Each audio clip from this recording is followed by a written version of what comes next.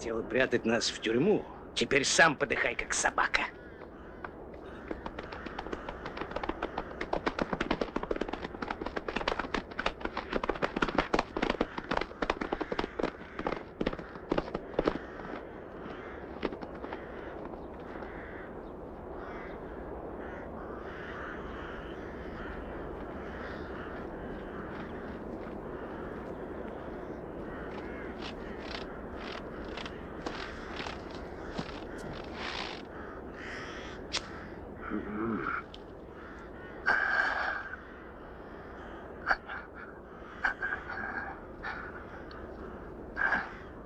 Мистер Флеминг? Они все-таки убили меня, Конрой. Габриэль, здесь записи. Карта. Это богатство. Огромное богатство. Ты иди ищи. Теперь обязательно. Я 10 лет. Когда-нибудь люди вспомнят. Люди.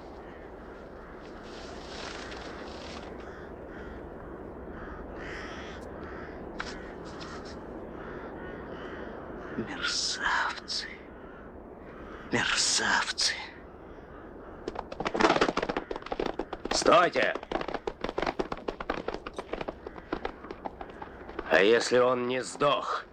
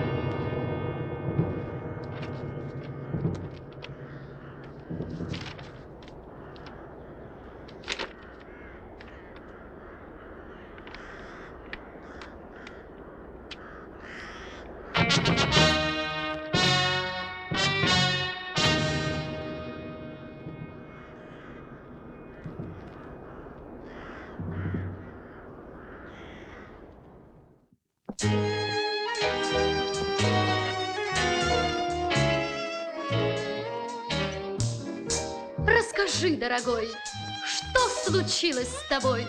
Расскажи, дорогой, не таясь. Может, все потерял, проиграл, прошвырял. Может, ангел-хранитель не спас.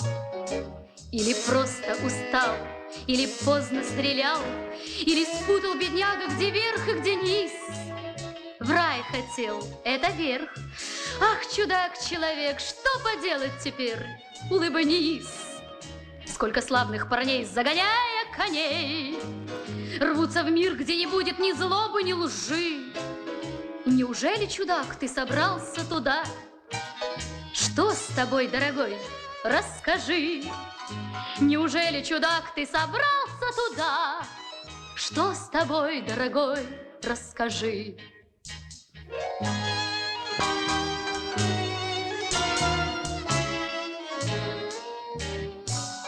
Может быть, дорогой, ты скакал за судьбой, умолял, подожди, оглянись.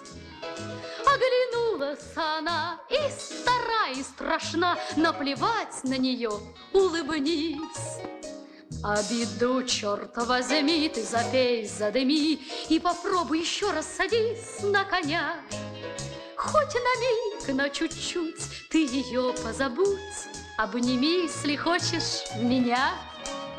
Сколько славных парней, загоняя коней, рвутся в мир, где не будет ни злобы, ни лжи. Неужели, чудак, ты собрался туда? Что с тобой, дорогой?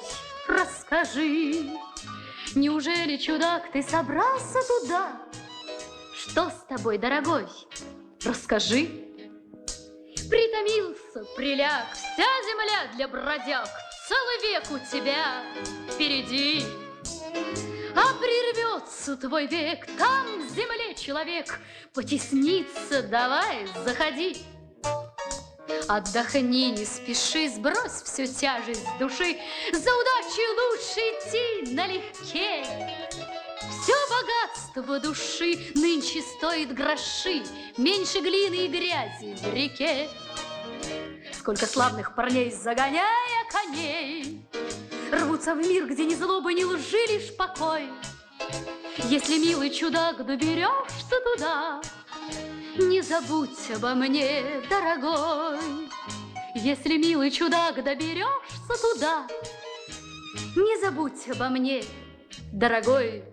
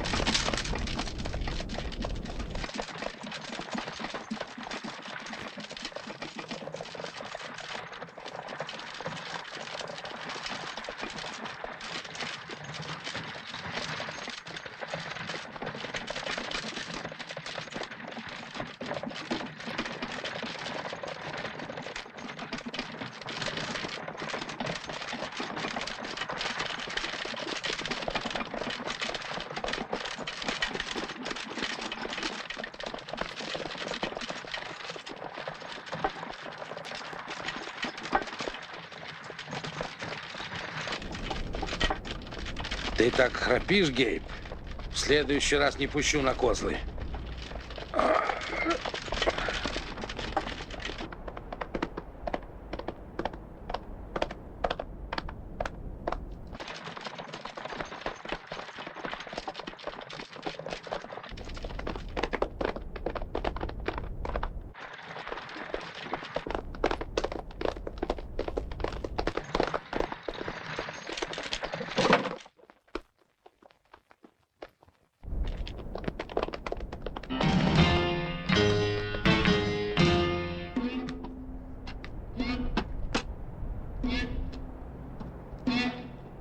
Hello, Билл! Рад тебя видеть.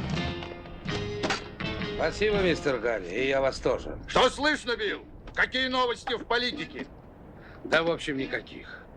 Правда, говорят, что президент Соединенных Штатов сам не свой, с тех пор, как узнал, что вы отказались войти в правительство. А ты, Билл, я вижу, шутник. Тут одна любовная переписка. А нам нужны деньги. Ха, стрелок Гарри. А по мне, вернее, назвать тебя бандит Гарри. Я слыхал, 7 лет назад ты был одним из тех мерзавцев, что подло убили судью Флеминга. Первым делом говори, кто были твои гнусные дружки? Понял мою мысль? Он убьет его.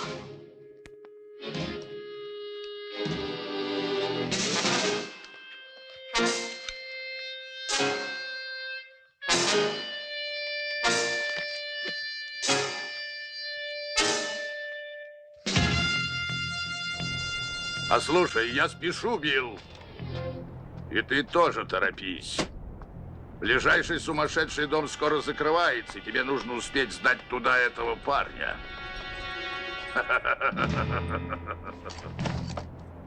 Ты лучше отвечай мне. Честно говоря, я этого не хотел. Мистер Гарри. Вот это да! Какой красавец! И, наверное, из богатой семьи. Где же твои миллионы, красавчик, а? Банки. А вот моя чековая книжка. Сыграем? Сыграем. Какая будет ставка? Идет. Давай. 10. Руки!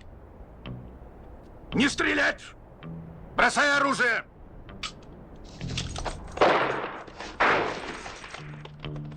Билл, трогай!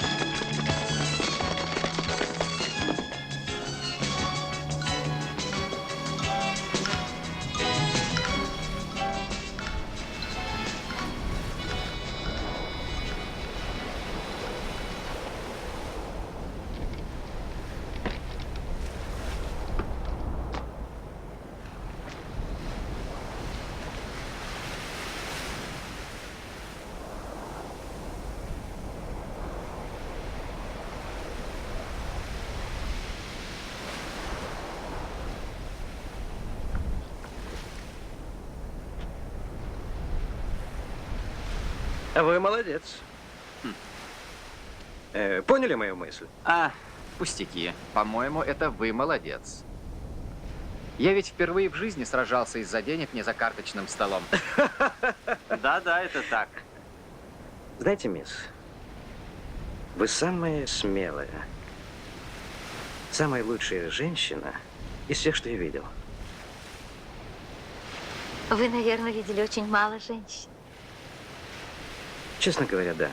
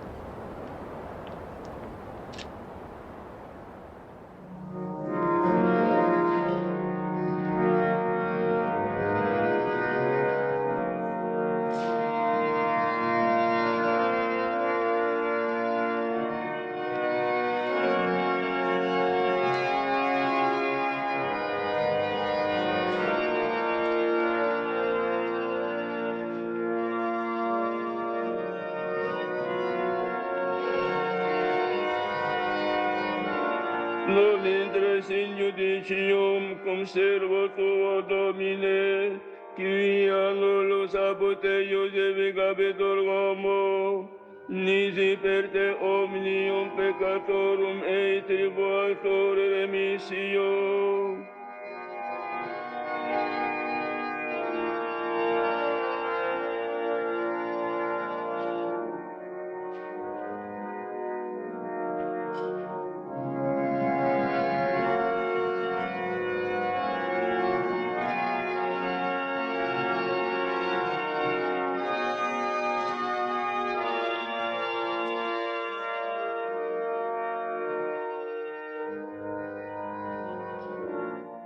Мы с грустью призываем читателей нашей газеты разделить всеобщую скорбь. Трогательно видеть у гроба своего тестя выдающегося гражданина нашего города, короля горного дела, банкира Питера Данфи. Нет, восклицаем мы, он не даст потускнеть блеску знаменитого рода, став мужем очаровательной Долорес де Сальватьера. Как вам не стыдно писать такую дикую чушь, Уилкс? Вы наглый мальчишка, Генри Йорк.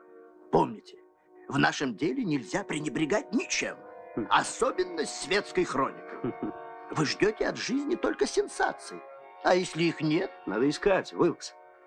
Вокруг нас тьма нераскрытых преступлений, загадочных исчезновений, тайн, трагедий. Герои Шекспира просто сменили профессию. Леди Макбет подает пиво и джин в салоне «Усталый джентльмен», а Яга торгует мороженым напротив Центрального парка.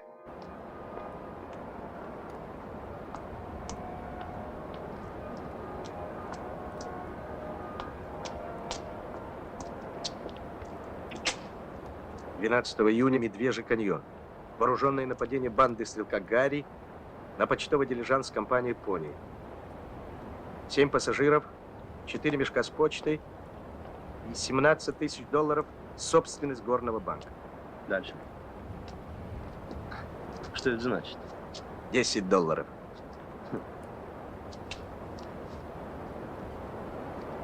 Нападение было отбито. Подробности могут рассказать участники стычки. Золотоискатель Габриэль Конрой и профессиональный карточный игрок Гемли. Они сейчас как раз находятся рядом с нами. И вы знаете, где именно? Сколько? А вот это уже будет стоить в 2 раза дороже. Ха. В наше время торгуют всем, даже людьми. А я продаю новости, советы, тайны с полной гарантией. Если я понадоблюсь, запомните, я принимаю ежедневно после захода солнца в баре Чикотес. Они остановились в гостинице «Рудаков». Сэр, а почему вы обратились именно ко мне? Ведь мы не знакомы. Я слышал, как вы сказали, что герои Шекспира живы.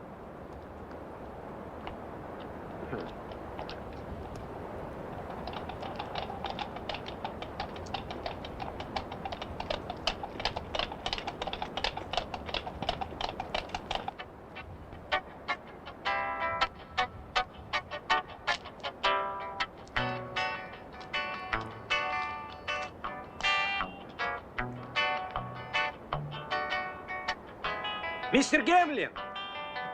Мистер Гемлин!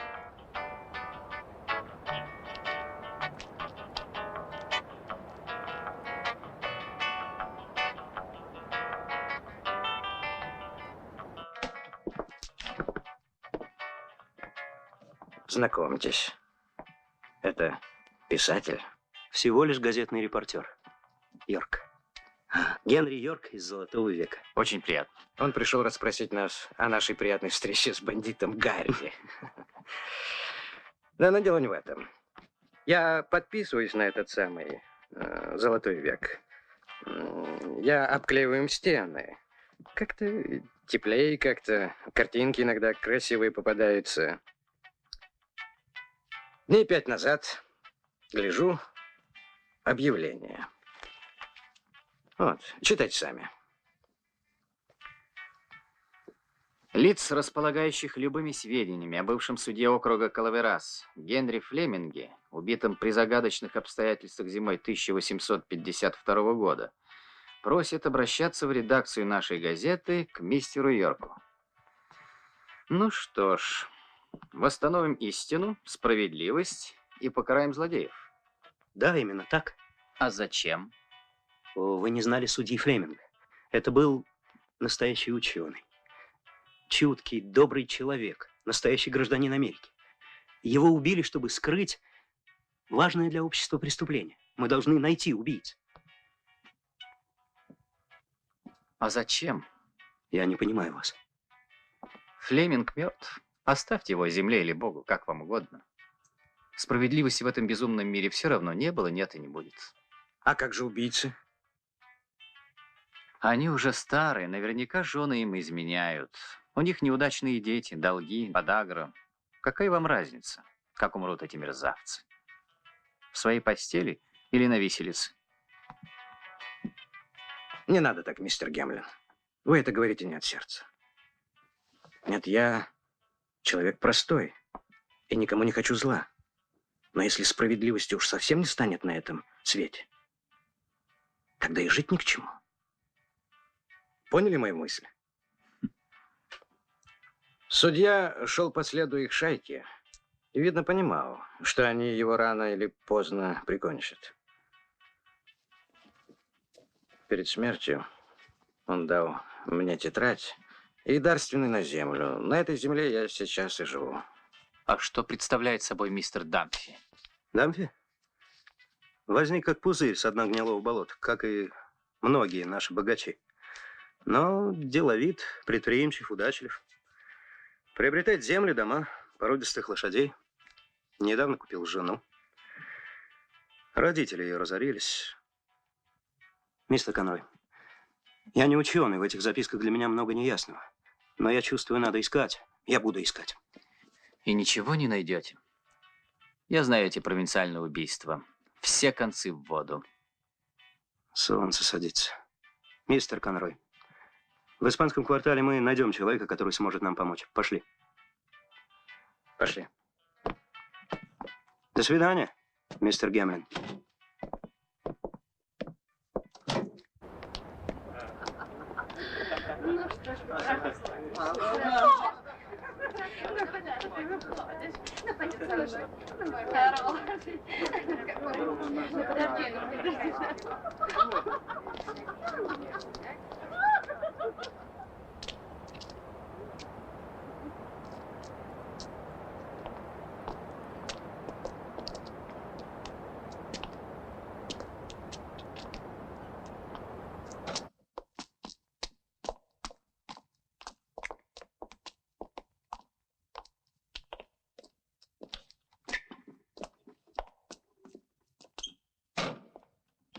они! Я знаю их! В прошлый четверг они вырезали сердце у моего друга и сжарили, и съели! Панчо, стреляй в них! Хорошо! Это ко мне, Панчо.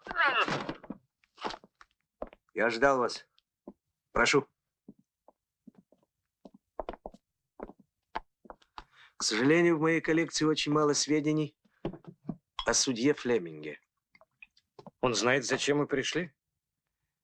Я знаю многое, очень многое, мистер Конрой, но не все. Прошу вас. Вы здесь, чтобы открыть истину.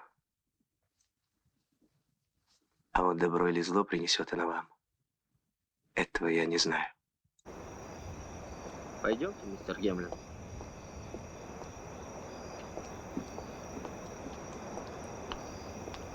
Я помню его глаза, когда он умирал. Я положил его голову к себе на колени, а он прошептал: «Ищи. Гейб, ищи. Там огромное богатство».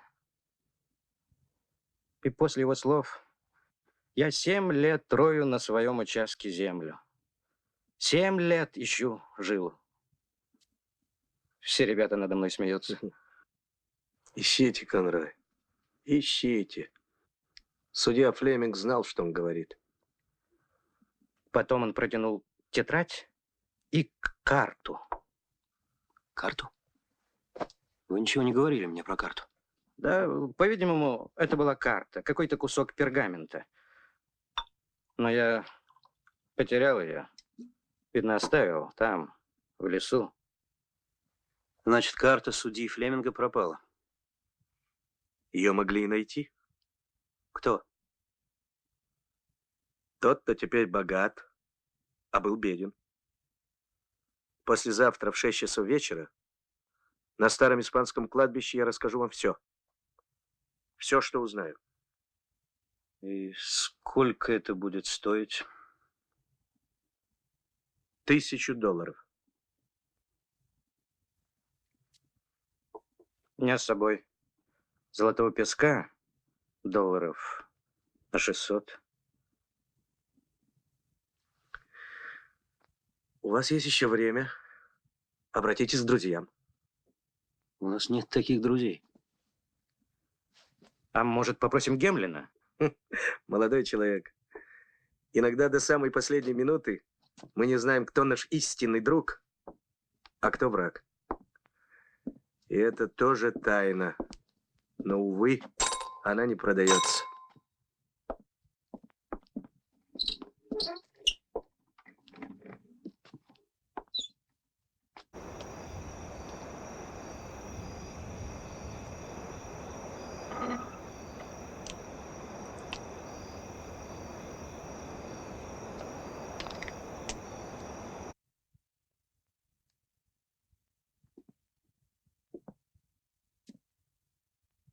Здравствуй, шериф! Кто ты? Твоя совесть. Что тебе надо от меня? Я пришел напомнить тебе, Питер Дамфи, что хотя кости судьи Флеминга давно истлели, его душа все еще бродит по свету без покаяния.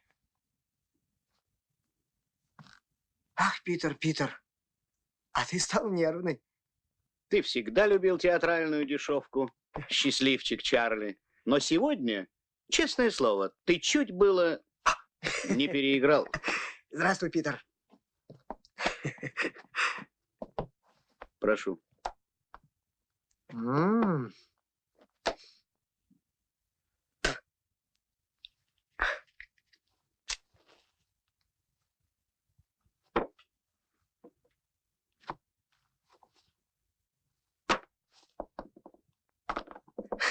Зря ты обижаешь мою обувку, Питер. На этих башмаках пыль и грязь всех дорог нашей Великой Америки. И всех тюрем тоже. Тюрьма, как и могила, открыта для всех. Но не для меня. Ох уж мне эти миллионеры. Чарли, к чему это маскарад? Шантаж? Что? Пусть я подохну с голоду. Пусть я стану жрать из одной миски с черномазами, если посмею шантажировать своего старого товарища. Чарли, я человек деловой. Что ты хочешь? Питер, я человек добрый. Я шел к тебе с мыслью о помощи. Это уже другой разговор.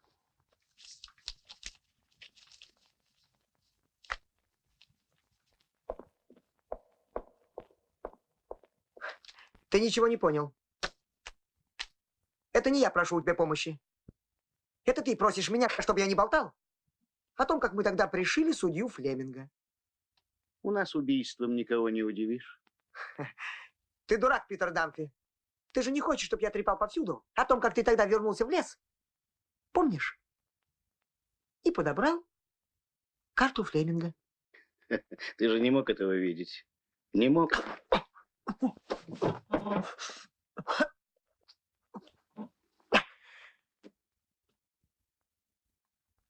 А я и не видел. Я это слышал полчаса тому назад.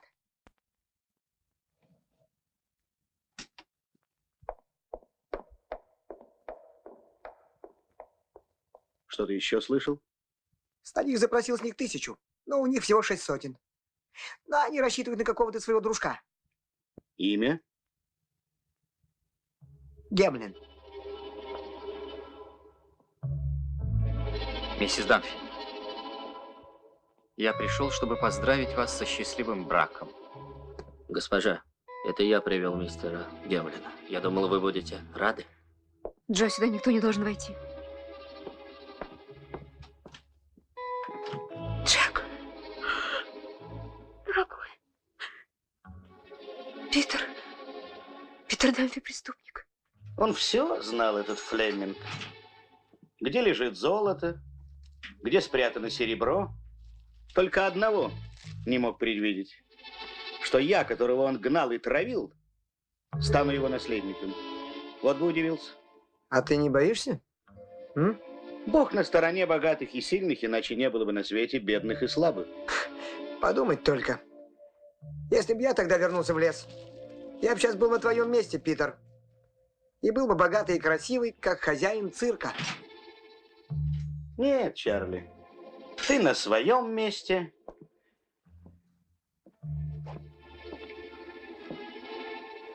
А я на своем. Это ваша книга. Я вернул бы ее раньше, но мне сказали, что вы не хотите меня видеть. Это неправда, Джек. Я хотела, но отец был разорен. Он умолял, плакал. Только Дамфи мог его спасти. Я не виновата. Никто не бывает виноват. Никто. Никогда и ни в чем. Ты меня больше не любишь. Простите, миссис Дамфи, но это нечестная игра.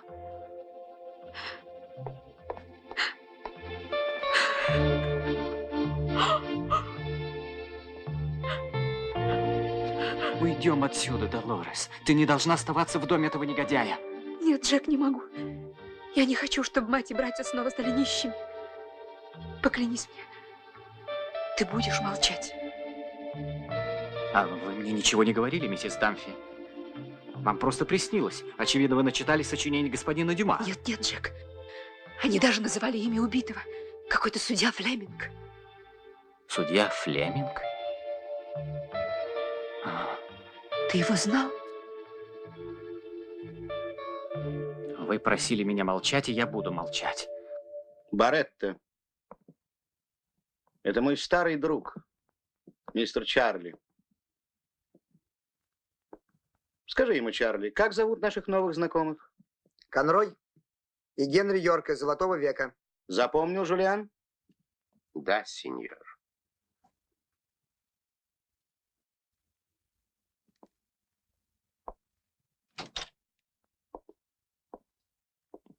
Билл, маленький. Дай головочку. Хорошенький. Ты все слышал? Надеюсь, ты никому не расскажешь, мой красавчик? Маленький мой, хорошенький.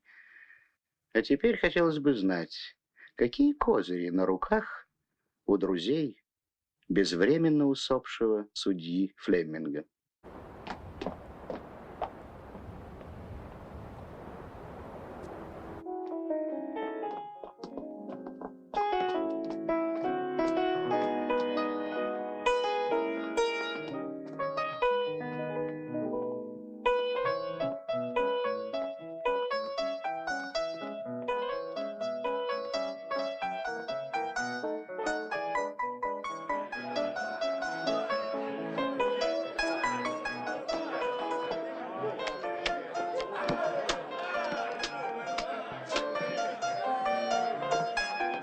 Это она. Та самая Жюли. Как она стреляет. Вы бы сразу влюбились. Все свободны.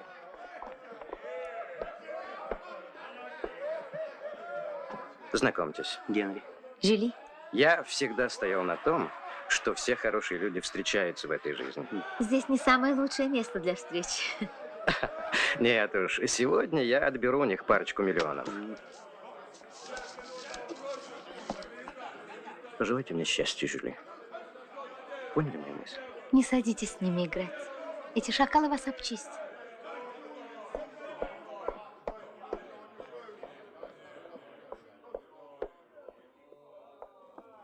Кто будет ставить?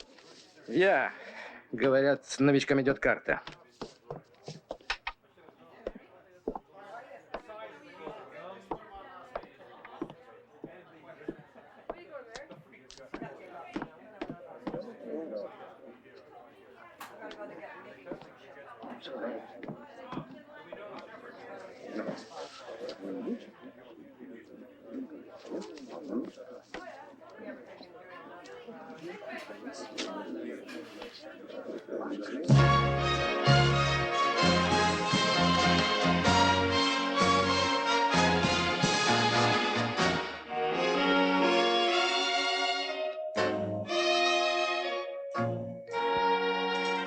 Не грусти, забудь за дверью грусть, заплати, а я развлечь берусь.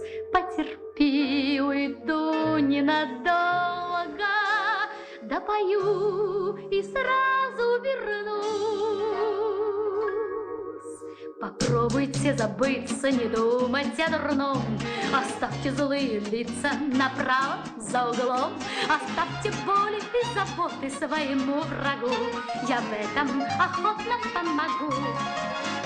Когда вы слишком чинны, мы вянем от тоски. Усталые мужчины, плохие шутники, не выпьют лишнего, не йод и мало куражу, пока я им что-то не скажу. Ах, жара, какая здесь жара! Все игра, вся наша жизнь игра. Но в игре бывает удача и счастливые номера. Нет золотой долины, все проигрыш и прах, а выигрыш мужчины в отдельных номерах. Играйте, но не для наживы, а на весь кураж, и номер счастливый будет ваш. Важно, нас не пелерины, мы бабочки в пыльце, порхаем, а мужчины меняются в лице. Порхайте с нами беззаботно, словно на лугу, я в этом охотно помогу.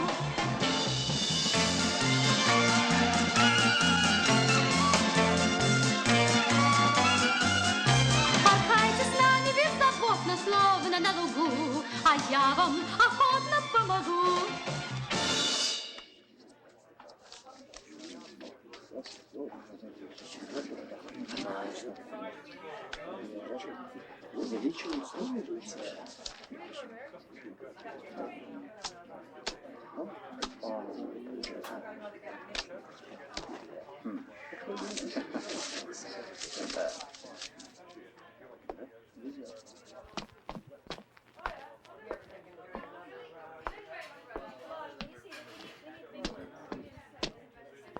Вы все-таки пришли сюда?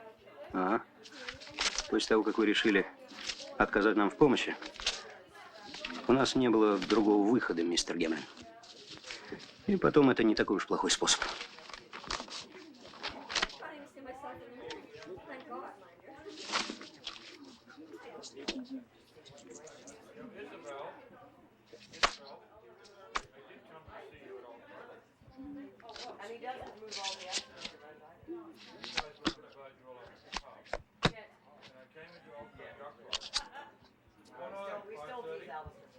Ваша бита.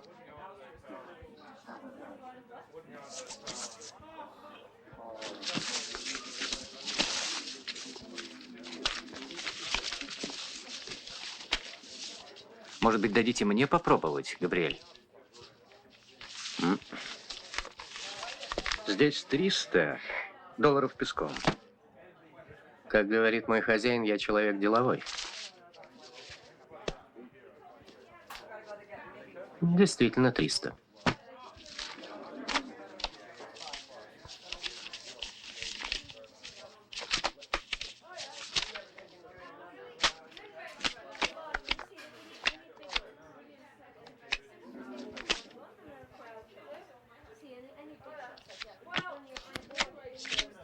Кто его хозяин? Банкир Дамфи. Сколько вы проиграли, Габриэль? Все, что было. $600. Все наши деньги.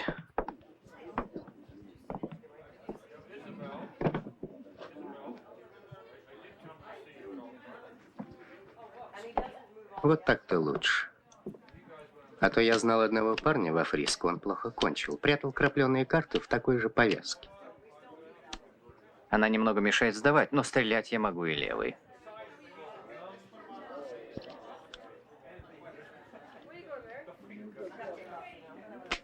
Ставлю 600. Как раз столько мне не хватает на новую коляску.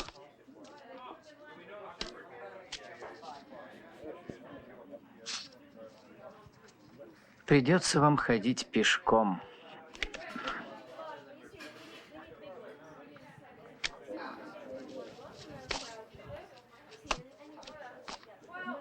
Держите, Габриэль, и больше никогда в карты не играйте. Не спешите, мистер. Они вам еще пригодятся, если вы хотите продолжать игру. Значит, правду говорят, что Дамфи хорошо платит своим лакеям. Кто? Кто это говорит? Один мой приятель. У него деревянная нога, не хватает одного глаза и 2 пальцев на правой руке.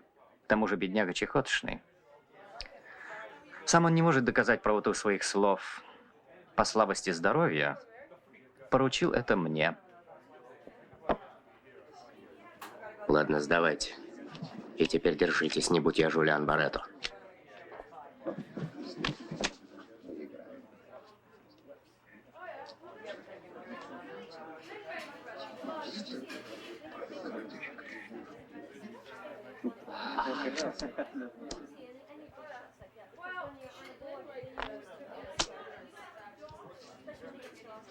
Старик не продаст секрет за $600. Поняли мою мысль? Я ничем не могу вам помочь. Но вы поступаете не по-товарищески. Не по-джентльменски, наконец. Вы же богаты, почему вы не хотите нам помочь? Вот это вопрос не для джентльмена. Но я вам отвечу. Я не хочу, чтобы вы сегодня были на испанском кладбище.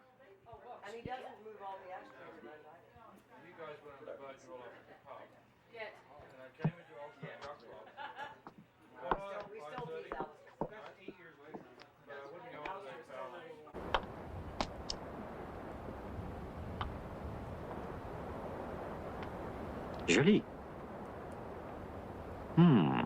По-моему, я видел вас в таком же состоянии 3 года назад, в Новом Орлеане, когда вы встретили фокусника Твинга. Он был негодяй, не вспоминайте о нем. Вы влюблены. Это ужасно, Джек. Наоборот, это прекрасно. Я сегодня выиграл около $5000. Возьмите их и бегите подальше от этого сброда. Никуда мне отсюда не уйти. Мое место здесь. А как же он? Он слишком хорош для меня, а я слишком плоха для него. Ничего не выйдет. Габриэль Конрой. Да. Почему вы не запретили ему играть? Он же младенец. Я едва заставила его взять у меня эти проклятые $400. Почему вы не запретили ему играть? Вы дали ему деньги. Что случилось, Джек? Зачем вы дали ему деньги?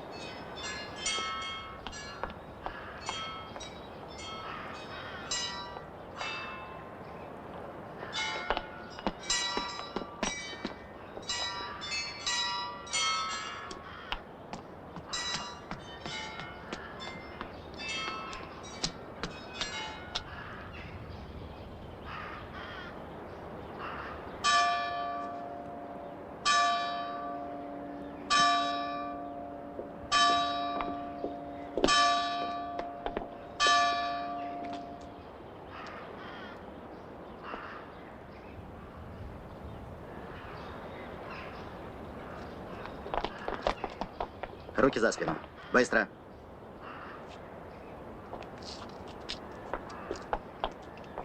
Твоя работа? Я не убивал его. Тогда, значит, они? Они пришли сюда после меня. Могу присягнуть, что это правда, я шел за ними. Вы не ошибетесь, начальник, если отнесете убийство на его счет. Этот тип картежник и шулер. Только что в салоне при свидетелях он угрожал мне револьвером. Я послал мальчишку, чтобы предупредить вас, а сам побежал за ним. Но, к сожалению, опоздал. Именем Соединенных Штатов вы арестованы. Джек! Почему вы молчите? Возвращайтесь в Сент-Джо, Конрой. И вы, Генри Йорк, забудьте об этом деле. Хватит с нас и одной смерти. Как ваши имена? Вы можете понадобиться следствию. Я думаю, это лишнее, шериф. Слушаюсь, мистер Дамфи. Спасибо вам, мистер... Не за что, Конрой. Я всегда рад помочь каждому парню из славного поселка Сент-Джо. Я ведь и сам из тех мест. Простите, не припоминаю. А я вот хорошо помню и вас, и вашего друга Флеминга. Вы знали судью? Ну, кто ж его не знает. Я и моя жена будем рады видеть вас. Приходите, поговорим о судье Флеминге. Прекрасный был человек. Верно, Чарли? Превосходный.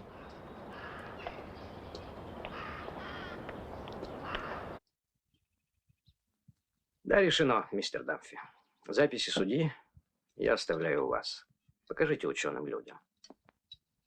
Поняли мою мысль? Как хотите, конечно, я могу показать ученым. Еще станете миллионером, а? Скорее стану русским царем и буду управлять медведями в Сибири, чем найду свою золотую жилу. Счастливо оставаться, миссис Дамфи. Наконец-то я вернусь к себе в Сент-Джо. Мистер Дамфи, еще есть просьба. Помогите Гемлину. Не может быть, чтобы он убил старика на кладбище. Я верю в американское правосудие. Не волнуйтесь, Габриэль. Все будет в порядке. Чарли, проводи. Да, спасибо. Спасибо за все.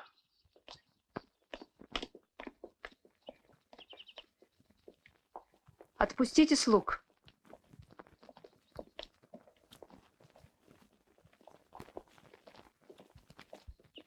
Питер, ведь вы знаете, что Гемлин никого не убивал. Не понял. Я люблю его. Что? Я люблю его. Благодарю за откровенность, но он все равно сгниет в тюрьме. Нет, вы поможете ему бежать. Это поразительно. Я женюсь на нищей, плачу долги ее папаши, кормлю всю семью, исполняю любую прихоть, а она заводит любовника, и я еще должен устроить ему побег? Да вы просто девка, мадам. Вы кокотка. И пока Джек Гемлин будет в безопасности, я буду молчать о том, что банкир Питер Дамфи убил судью Флеминга и что все его богатство краденное.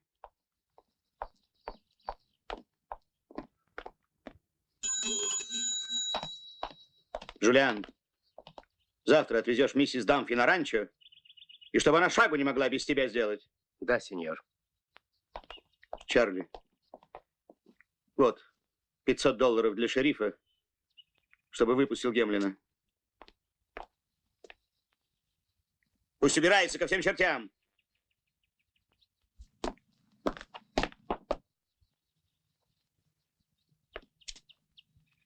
И не смейте со мной спорить! Не смейте!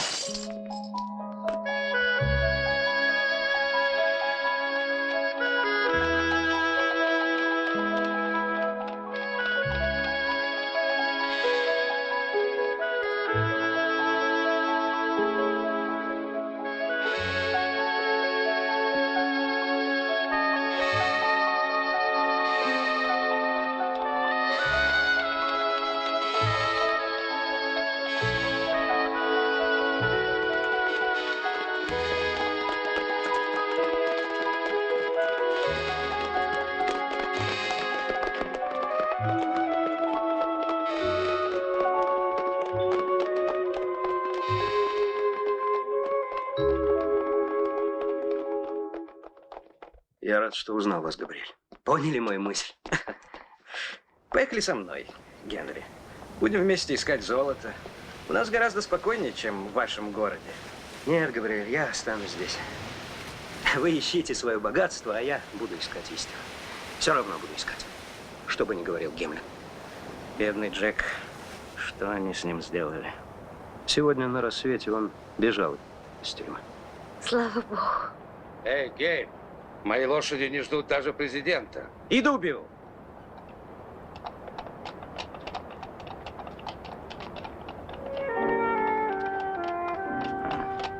Если помните, я как-то сказал, что вы самая лучшая женщина.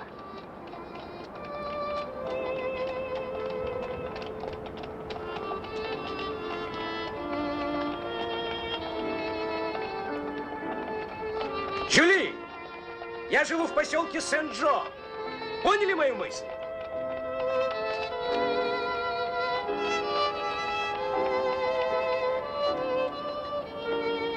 Вперед! Давай! Давай! Ну!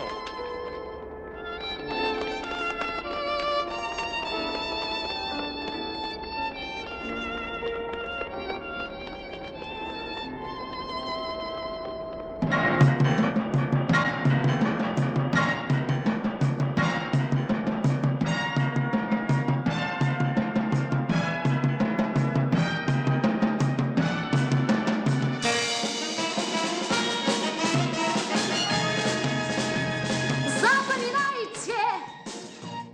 Привет, это суета, стреляйте в черного кота, но сплюнуть трижды никогда не забывайте! И не дрожите! Молясь, вы можете всегда уйти от страшного суда, а вот от пули, господа, не убежите! Кто там крадется вдоль стены, всегда в тени и со спины, его шаги едва слышны, остерегитесь! Он врал, что истина в вине, кто доверял ему вполне, уже упал с ножом в спине, поберегитесь!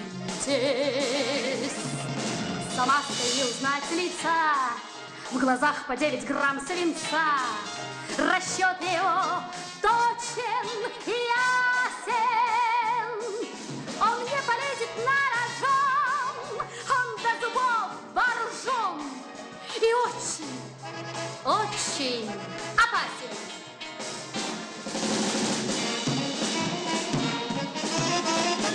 Питер! Не навиняйся! Старый боевой Ни товарищ! тайн своих, ни снов, не говорите лишних слов, под пули зря своих голов не подставляйте! Я прибыл из Гнили своего болото. захолустья, Питер, ваш новый Вавилон! Жюли! Я хочу попробовать себя на поприще американской демократии. Я баллотируюсь в Конгресс. Он жаден, зол, хитер, труслив. Сколько она стоит? Кто? Бьет тогда Твоя слезы. демократия. Циничен он и не брезглив. Посчитай, заверни, пришли на дом. Я заплачу, и тебя выберут в Конгресс. Питер, свою первую речь я посвящу тебе, и она будет блистательна. Зрачки его черны, пусты, как дуло кольта. За маской не узнать лица, в глазах по 9 грамм свинца. Расчет его точен и ясен. Он не полезет на рожон, он до зубов вооружен и очень, очень опасен. Опасен, опасен, опасен.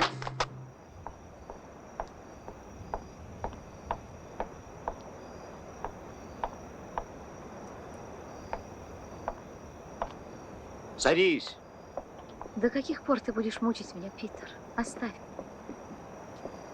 В тебя, кажется, влюбился этот дурачок Конрой? Садись.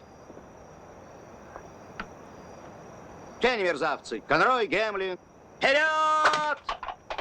Вперед!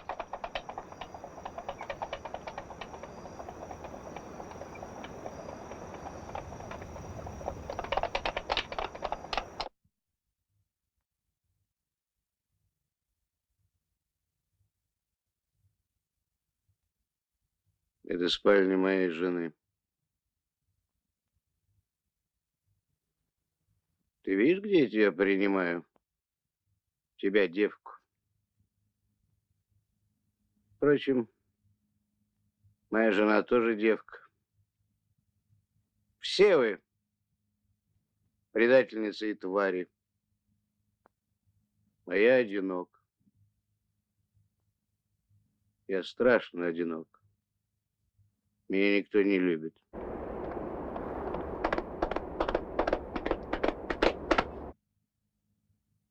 А ты могла бы меня полюбить? Конечно. Всех любят. Нищих, бродяг. А я, Питер Дамфи, я одинок.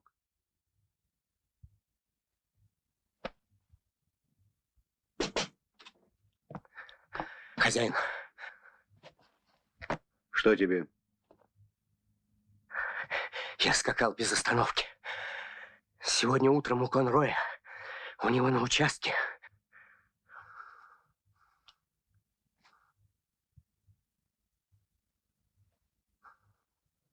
Не может быть.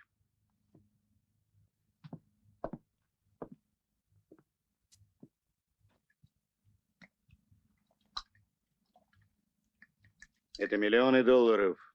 Это нефть. И она моя. И ты мне в этом поможешь, Жюли?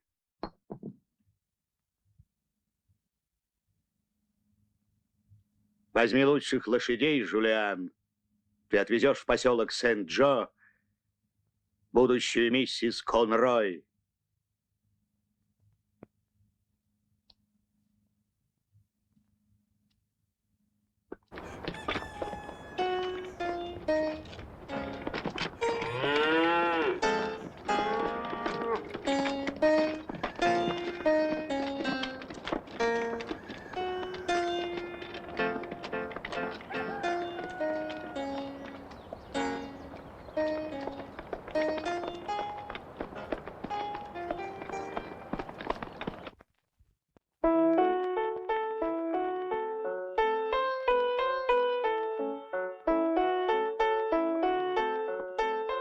Ну, теперь ты будешь петь мне каждый день. Нет, Габриэль, не буду.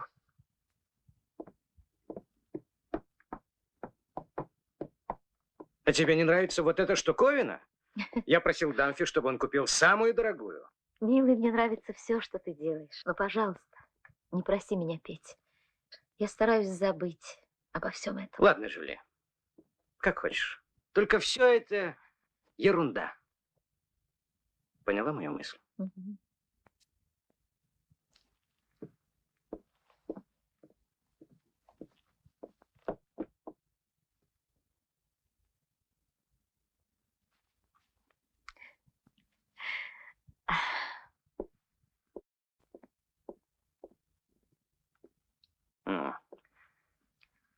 Миссис и мистер Конрой. Мистер и миссис Конрой. А если тебе противно смотреть на фортепиано, я его выкину. Бог с тобой, Гейб. Оно ведь стоит таких денег. Дамфи говорит, что сейчас мы зарабатываем $20 в минуту. Даже когда спим. А что будет дальше? Ну, пойду взгляну, как выкачивают из земли наши миллионы.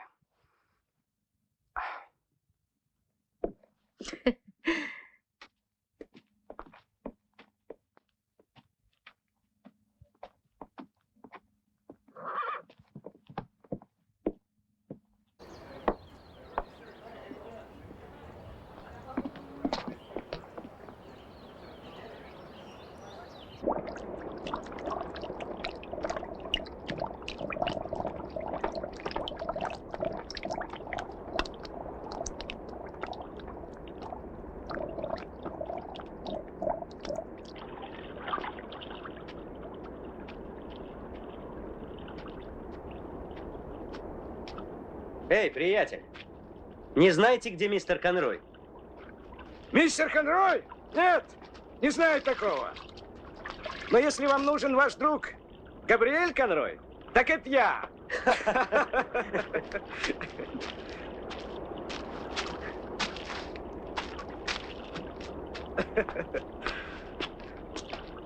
Что случилось, Габриэль? Пока я добирался сюда из поселка, вы разорились? Сегодня я даже богаче, чем вчера. А завтра, наверное, буду богаче, чем сегодня. Пошли. Только не говорите Жюли, что меня видели здесь. Что вы делали все это время? Искал убийц. А, да-да. Конечно.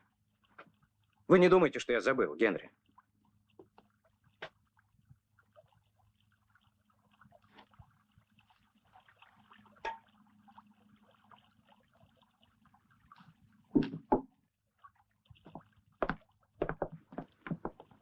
Да, куртка вам больше к лицу. Да сгори синим пламенем все мое добро и все мои галстуки.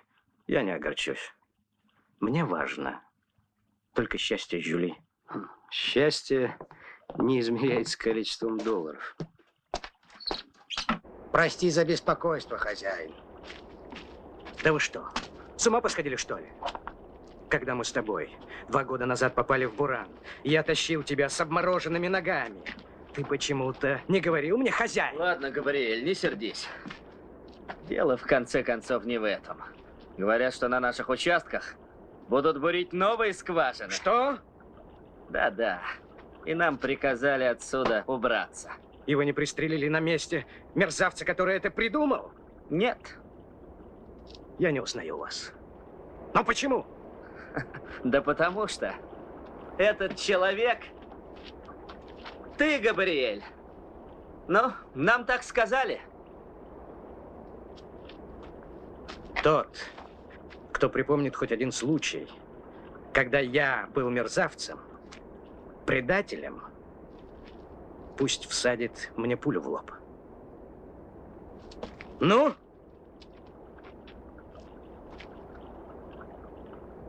Идите и ищите свое золото. Вас никто не тронет. Поняли мою мысль?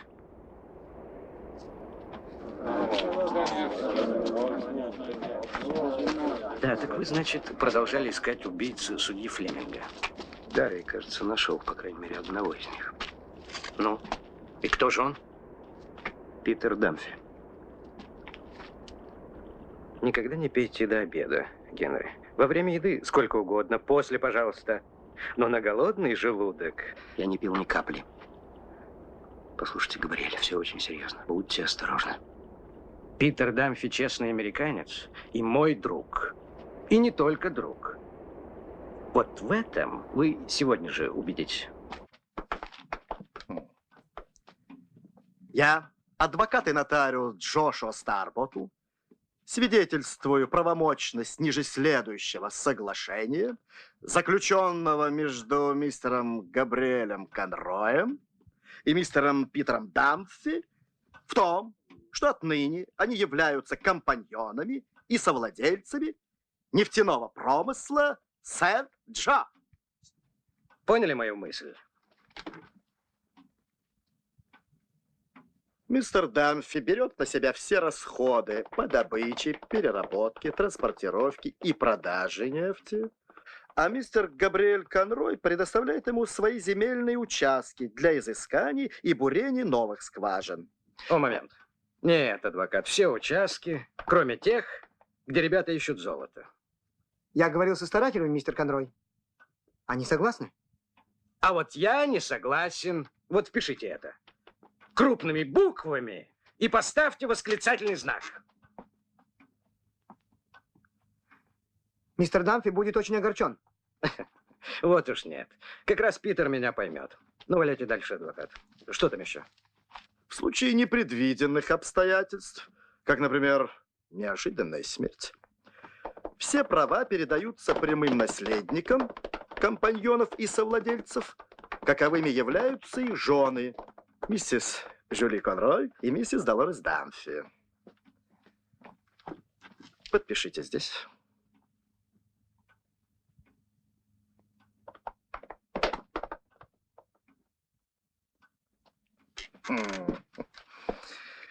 Поздравляю вас, мистер Конрой. Я всегда говорил, что богатые люди должны держаться вместе. Ну, довольно? когда я помру, ты не пропадешь. Нет уж. Ты, пожалуйста, не умирай, Гейб. Ладно, попробую. Ну, Генри, как? А? Разбудите меня, Конрой. Что вы наделали? Так хотела Жюли, и она права. Бизнес не по мне. Дамфи разбирается в этом, пусть он и занимается нефтью. А мы, Жюли, живем теперь тихо и счастливо.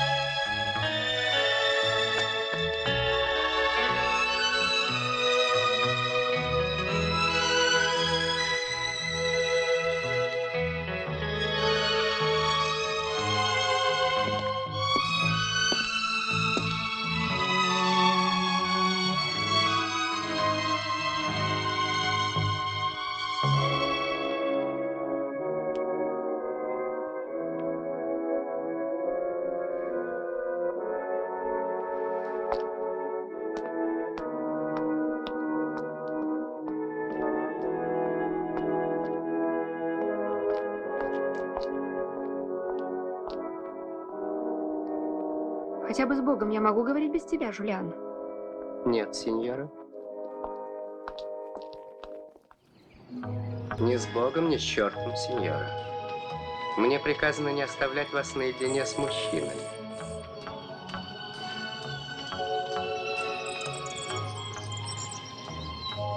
Тогда я буду молиться Деве Марии, чтобы она помогла мне убежать от тебя, Жулиан. Она вам не поможет, сеньора. Напрасно ты так думаешь. Я попрошу, чтобы она обратила тебя в камень. Сделала бы тебя собака слепым, глухим и немым.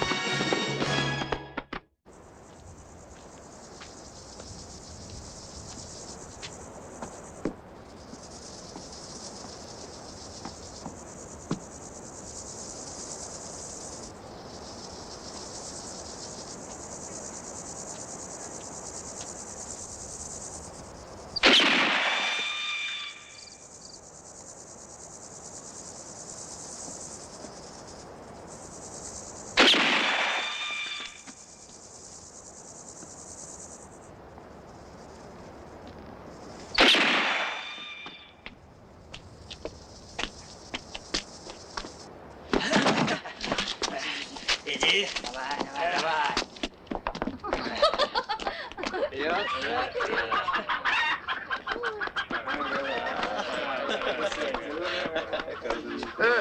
Да ведь это Чарли. А я было тебя принял за привидение. Да, в 2 счета мог стать им. Не сердись, Чарли, прости. Они ведь как дети, любому развлечению радуются. Угу. Могу предложить твоим невинным деткам развлечение поинтереснее, чем стрельба по моей шляпе. Для этого я разыскал тебя, Гарри.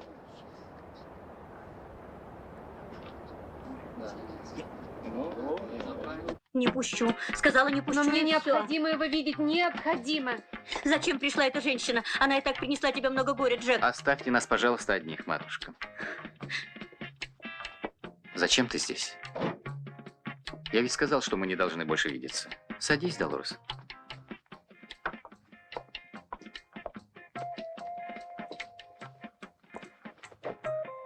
Я узнала, что ты скрываешься у кормилицы. И что из этого?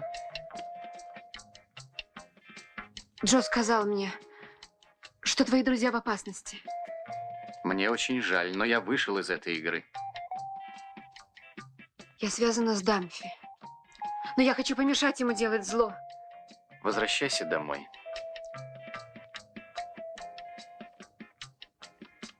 Ты ведь мне говорила раньше, что в жизни всегда можно добиться правды. Да, если на это хватит жизни. А если мы будем вместе? Не надо, Долорес. Я ничего не хочу. Хорошо. Я вернусь домой.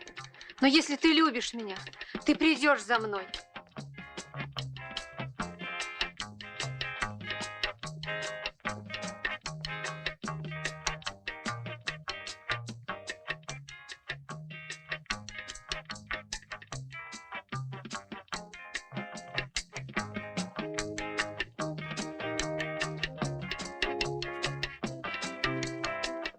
Мне здесь хорошо и спокойно. Нет, Джек, тебе плохо. Тебе так же плохо, как и мне. Я все рассказала Питеру. Все. Джек, мы должны быть вместе. Я не могу больше с ним оставаться. Я люблю тебя. Ну что ж, мы этих вонючих старателей в 2 счета выгоним с их участков. Нет-нет. Конроя пока не трогать. Так приказал Дамфи. Он мне не может приказывать, только просить. Запомни это. А ты что-то имеешь против Питера? Мой хозяин предлагал ему вместе работать, но это его не устроило. А мой хозяин очень обидчивый. А кто твой хозяин? Это не важно, но он стоит миллионов на 5 дороже твоего Дамфи. Ого. А он случайно не хотел бы меня усыновить? Я очень послушный мальчик. Разве ты не разбогател после того, как Дамфи охмурил Конроя? Я нищ, как Иов из Библии. Сын мой, лицемерие – самый большой грех, ты что, не знаешь? Говорю тебе, как на исповедь, отец мой. Он платит мне жалование управляющего, ни цента больше. Позор, а у самого нефть льется прямо в банк. Послушай, Гарри, поговори со своим хозяином. Надоело шляться по Америке с драной задницей.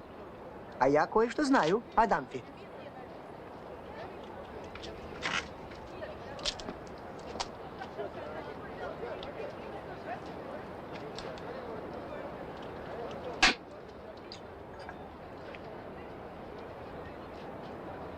Если тебе покажут вторую половину, слушайся этого человека во всем. И уж он-то тебя не обидит.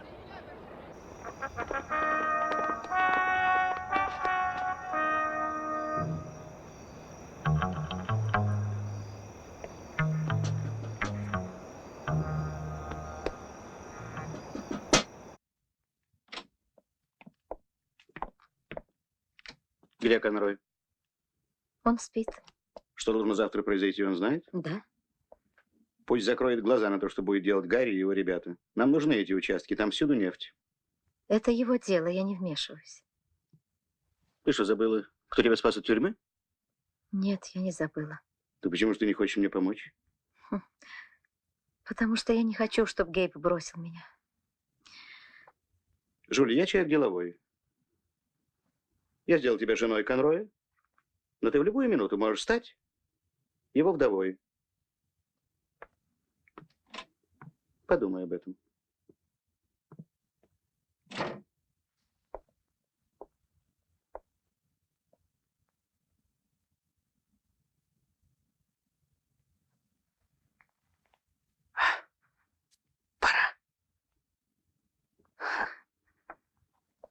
Вот чудеса, Жюли.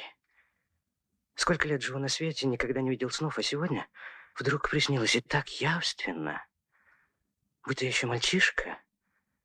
И поднимаемся мы с покойником отцом в гору. Я впереди, а он сзади. Я оглянулся, отца-то и нет. Я один стою на горе, совсем один. Вот тут ты меня и разбудила. Гавриэль, ты меня любишь. Очень, ты же знаешь. А что бы ты мог сделать для меня? Все.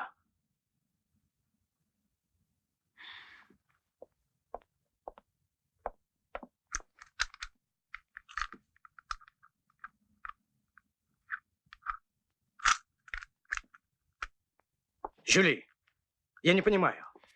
Скажи людям, чтобы они не сопротивлялись. Ложись спать, Жюли, мне рано вставать. Я не шучу, Габриэль. Нет, даже ради тебя я на это не пойду.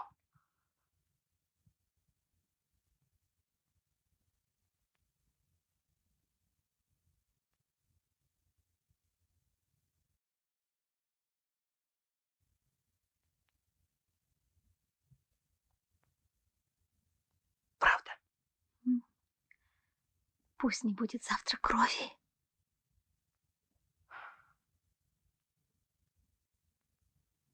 Что же ты молчишь, Габриэль? Ну, скажи что-нибудь. Ну что ж, может быть, когда-нибудь он искупит мой грех.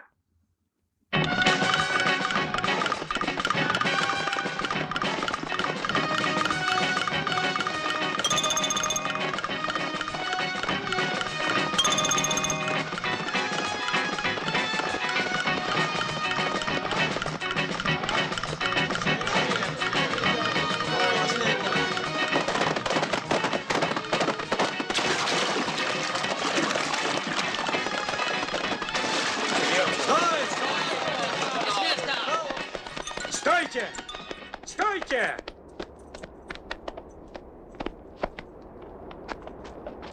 Что, Конрой? Ребята, расходитесь, ребята. Ну, расходитесь, прошу я вас. Слишком много крови будет. Ты же обещал. Кто же ты, Габриэль? Ты же обещал нам помочь. Что ж ты теперь отказываешься от своих слов?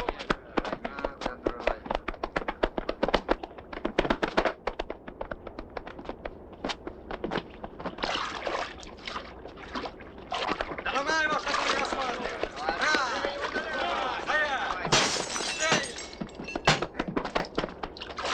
Предатель!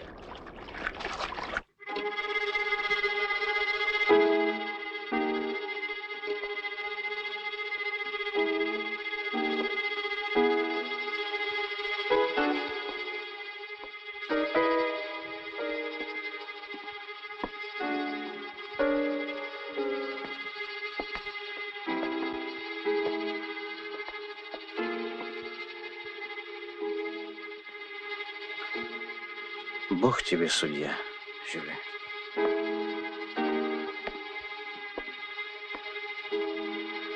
Господи, он не простит меня.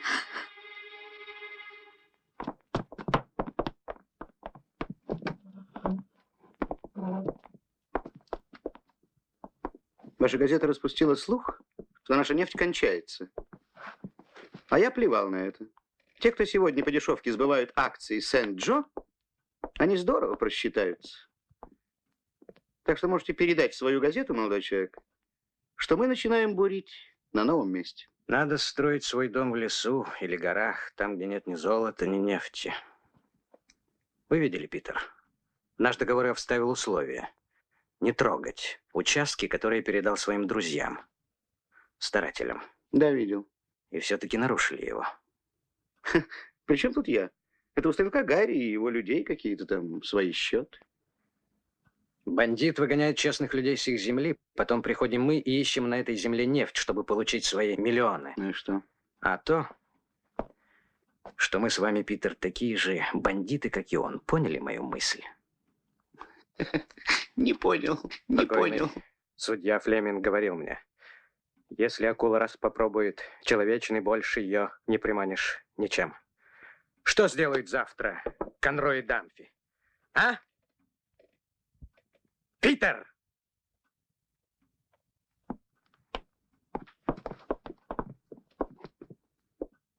По-моему, он болен.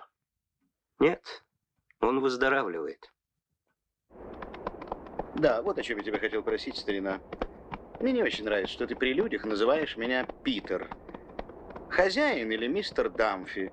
Так, по-моему, будет в самый раз. Верно? Хорошо.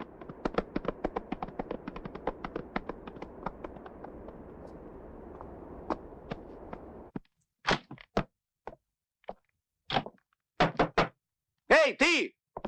Вставай, заводи свою кастрюлю!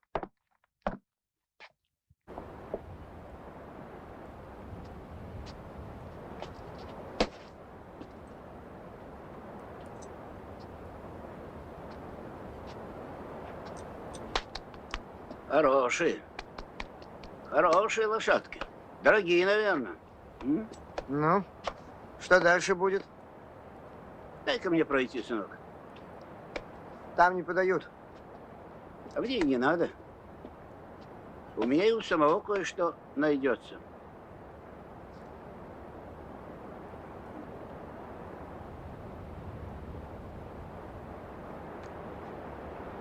Угу.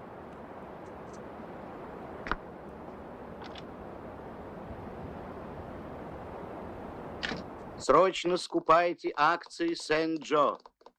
Постарайтесь продержаться еще немного. Со дня на день должна появиться нефть.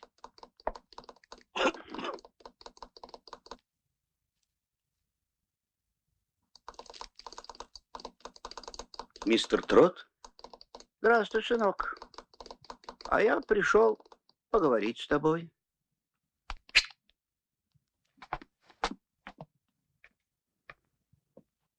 Так.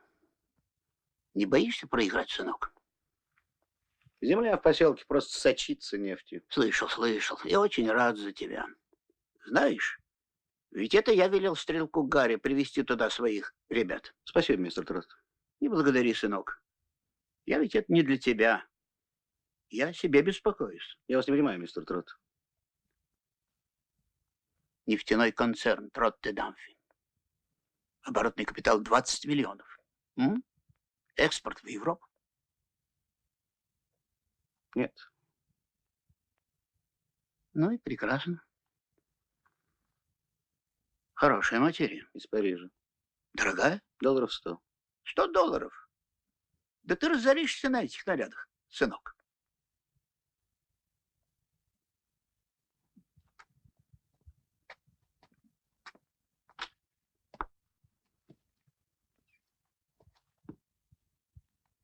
Значит, нет.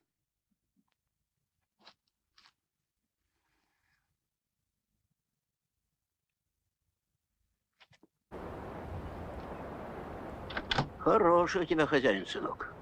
Но уж больно упрям. Богатство совсем испортил его, мистер... Да. Слишком много у него денег. Слишком. Ты бы как-нибудь зашел ко мне. Слушаюсь.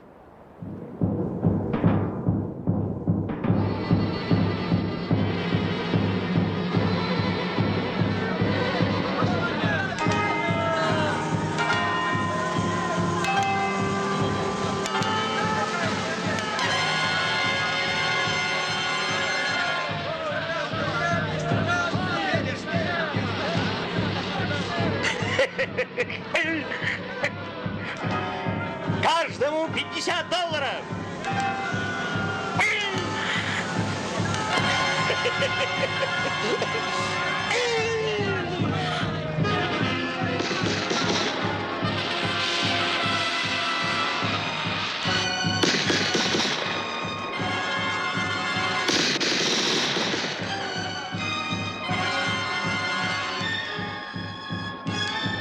Поздравляю вас, Габриэль!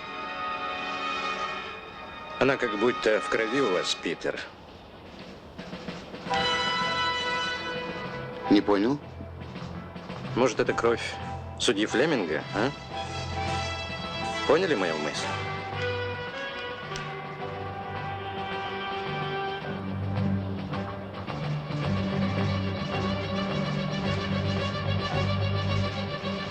Ну что ж, в конце концов, все мы смертны.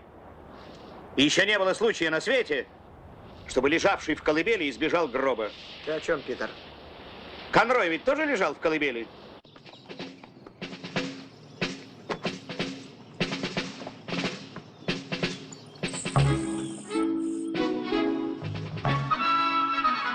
Он уехал. Госпожу стережет Баретта.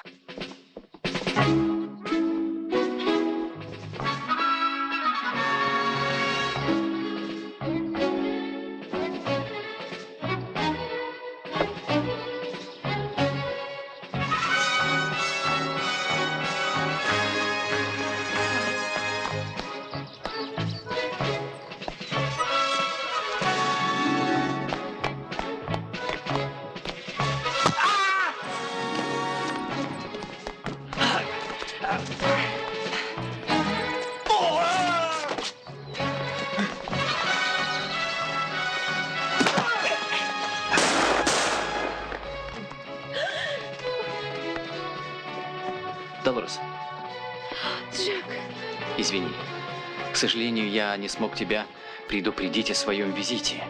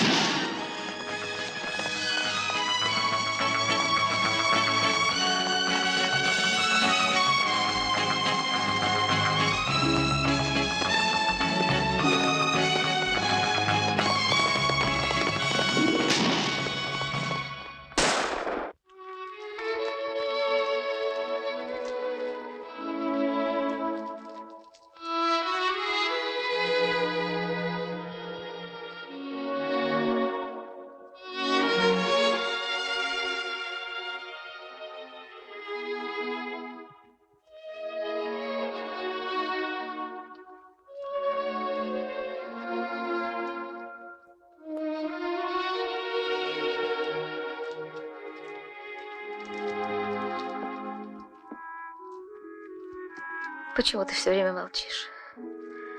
Скажи мне хоть что-нибудь, я умоляю тебя. Я ведь люблю тебя, Габриэль, как никого никогда не любила в своей проклятой жизни. Я никогда не видела таких чистых людей, как ты. Ты не стыдился моего прошлого, хотя знал, откуда я пришла к тебе. И то, что я сделала, это только ради моей любви к тебе.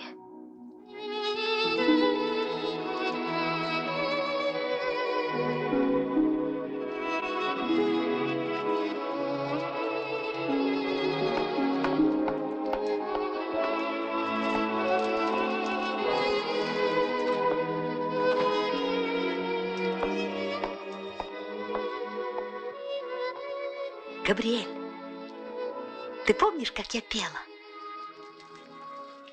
Да, Жюли. Это я помню.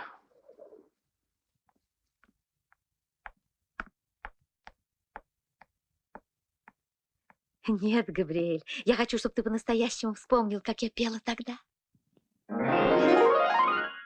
Не грусти, забудь за дверью грусть, заплати, а я развлечь берусь. Потерпи, уйду ненадолго, допою и сразу вернусь. Попробуйте забыться, не думать о дурном, оставьте злые лица направо за углом, оставьте боли и заботы своему врагу, я в этом охотно помогу. Когда вы слишком чинны, мы вянем от тоски, усталые мужчины, плохие шутники, не выпьют лишнего, не йоты мало куражу, пока я им что-то не скажу. Нет золотой долины, все проигрыш и прах, а выигрыш мужчины в отдельных номерах. Играйте, но не для наживы, а на весь кураж, и номер счастливый будет ваш.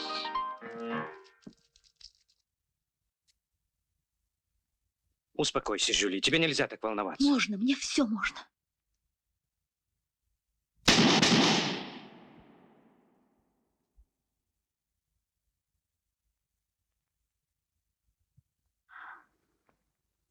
Прости, Габриэль.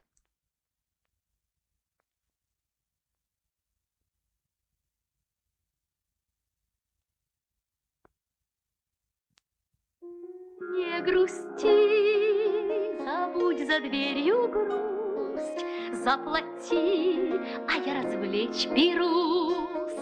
Потерпи, уйду ненадолго, допою и сразу вернусь.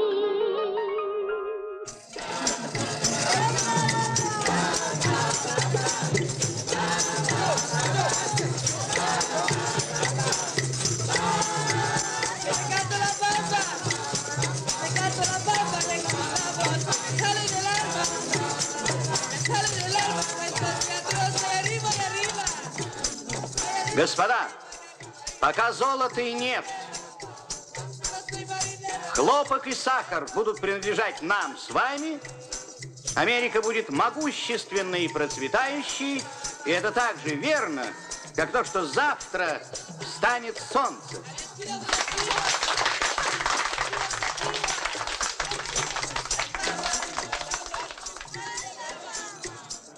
Чем вы так озабочены, генерал? Веселитесь. Акционеры банкирского дома Дамфи могут себе это позволить сегодня. Я получил непонятные известия из Сан-Антонио. На бирже паника. Ходят странные малоприятные слухи. О чем? О вас, Питер.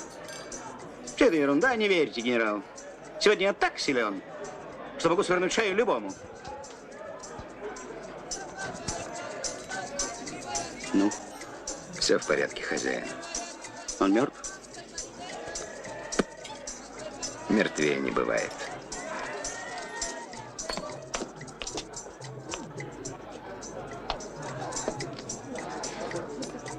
Масса, мистер Чарли просил вас подойти к нему. Мне к нему? Он что, с ума сошел? Он очень просил Масса. Он сказал, что совсем болен и не может ходить.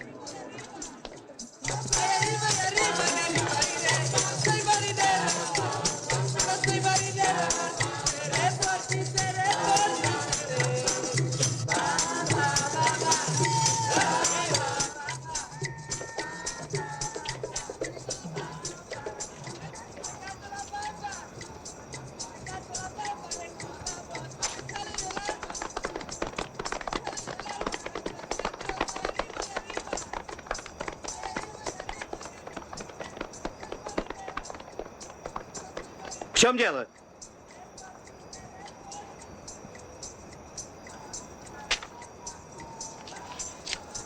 Тебе конец, Питер. Думаете, меня испугать? Как это не печально, Питер. Но сегодня в суд поступили подробные сведения о твоем прошлом. Да. Я куплю и продам ваш вонючий суд со всеми его потрохами. Не, ну что, сынок, я же тебе говорил, больно ты шикарно живешь. Так нельзя. Я вот себе дорогую материю не покупал, зато накопил немножко деньжонок и скупил твои акции. Так что ты, сынок, не обижайся. Сегодня погуляй напоследок, а потом будешь помощником у Чарли. Если он захочет, конечно. Я возьму тебя, Питер. Приходи завтра.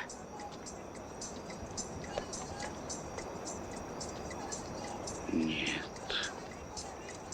Нет. Я еще жив. Нет.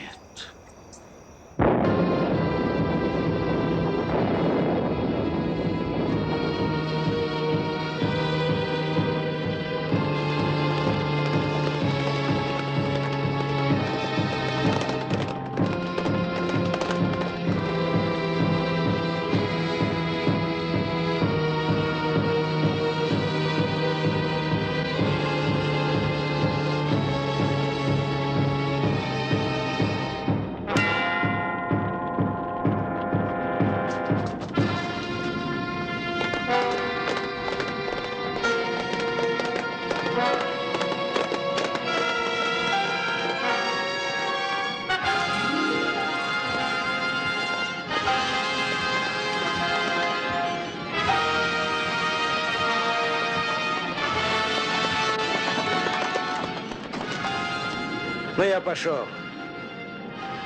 Догоню своих ребят. Говорят, они подались к Сосновой горе. Они простят меня.